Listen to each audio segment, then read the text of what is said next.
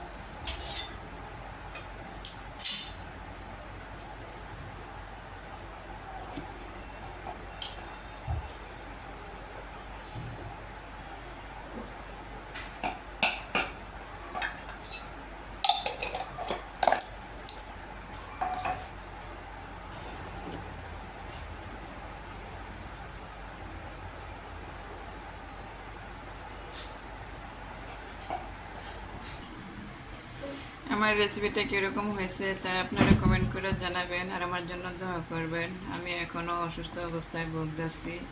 আল্লাহ আমার এখনও সুস্থ করে না, আমার অবস্থা আরও বেশি খারাপ হইতেছে। দয়া করবেন যাতে আমি ভালোভাবে ভিডিও করতে পারি, ভালোভাবে শেয়ার করতে পারি, আর ভুল হলে আমাকে ক্ষমা করে দিন। আশা করি আপনারা সবাই ভালো আছেন, ভালো থাকেন। আল্লাহর রহমতে আজ এই পর্যন্ত। আসসালামু আলাইকুম।